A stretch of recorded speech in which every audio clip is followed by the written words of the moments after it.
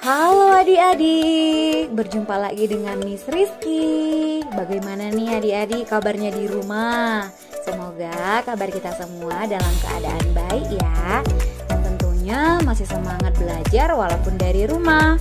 Materi pembelajaran kita hari ini yaitu tema 2, subtema 1, sumber energi di pembelajaran 5. Pada pembelajaran sebelumnya, kita sudah berlatih menyanyikan lagu kupu-kupu. Nah, ayo kita nyanyikan kembali lagu tersebut dengan nada ataupun tempo yang tepat. Adik-adik, kalian pastinya pernah menyanyikan sebuah lagu, ya. Misalnya lagu-lagu kebangsaan Indonesia atau lagu daerah ya yang ada di Indonesia. Nah, apakah semua lagu dinyanyikan dengan cara yang sama atau berbeda? Pada sebuah lagu, cara menyanyikannya berbeda-beda. Ada lagu yang dinyanyikan dengan tempo cepat, ada yang dinyanyikan dengan tempo sedang, dan ada juga lagu yang dinyanyikan dengan tempo yang lambat. Nah, cepat atau lambatnya lagu saat dinyanyikan itulah yang disebut dengan tempo. Tempo sebuah lagu dibagi atas 3, antara lain tempo cepat, tempo sedang, dan juga tempo lambat. Tempo lagu disesuaikan dengan syair lagu. Misalnya nih, untuk lagu yang menggambarkan suasana gembira, memacu semangat, ya, sukacita, itu menggunakan tempo cepat. Seperti pada lagu Berkibarlah Benderaku.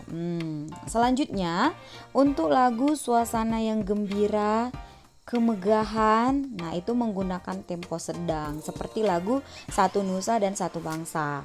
Selanjutnya, lagu suasana sedih dan hikmat itu menggunakan tempo lagu yang lambat seperti lagu Mengheningkan Cipta. Jadi adik-adik, alat untuk mengukur tempo lagu ya disebut dengan metronom ya. Tempo lagu biasanya itu ditulis dengan tanda tempo di bagian kiri atas partitur lagu. Nah, tanda tempo ya ditulis dengan istilah sebagai berikut. Di antaranya ya, yang pertama untuk tempo cepat ada allegro, nesto, dan vivace. Nah, untuk tempo yang sedang ditulis dengan moderato, andante, dan andantino. Nah, untuk tempo lambat ditulis dengan adagio, largo, dan juga lento. Pada pembelajaran sebelumnya, kita sudah mempelajari bahwa jagung adalah salah satu sumber daya alam yang berasal dari bidang pertanian. Nah, kira-kira adik-adik apa sih pengertian dari sumber daya alam ini? Pengertian dari sumber daya alam adalah segala sesuatu yang berasal dari alam yang dapat digunakan untuk memenuhi kebutuhan hidup manusia. Nah, Indonesia ya kaya dengan sumber daya alam, baik dari bidang pertanian, pertambangan, laut, dan lain-lain. Nah, tahukah kamu bahwa Indonesia ini merupakan salah satu negara yang kepulauannya terbesar di dunia, yang sumber daya alamnya juga melimpah dan tersebar di seluruh pelosok tanah air. Nah, setiap pulau yang ada di Indonesia itu memiliki sumber daya alam yang tidak selalu sama, gitu ya. Mengapa demikian? Hal tersebut disebabkan perbedaan kondisi alam. Ada kondisi alamnya yang dataran tinggi, dataran rendah, bukit, gunung, ya, dan lain-lain. Nah, mari kita bahas sumber daya alam yang ada di setiap pulau yang ada di Indonesia. Yang pertama, Pulau Sumatera. Kondisi alam di Sumatera ini memiliki banyak pegunungan. Nah, kondisi ini dimanfaatkan manusia untuk menanam tanaman seperti kopi, lada, coklat, ya, tembakau, karet, dan kelapa sawit. Nah, kelapa sawit ini dimanfaatkan untuk bahan baku pembuatan minyak goreng. Nah, itu sumber daya alam di bidang pertanian. Sumber daya alam hasil tambang juga ada di Sumatera, seperti minyak bumi, batu bara, timah ya. Nah, minyak bumi dan batu bara dimanfaatkan untuk bahan bakar. Selanjutnya nomor 2, Pulau Jawa. Pulau Jawa memiliki pegunungan, dataran tinggi, dataran rendah, dan juga ada pantai. Daerah pegunungan dan dataran tinggi di Pulau Jawa digunakan untuk perkebunan teh, kopi, dan juga kina. Lalu dataran rendah di Pulau Jawa merupakan lahan persawahan yang tersubur di Indonesia. Salah satunya di daerah Karawang yang terkenal sebagai lumbung padi.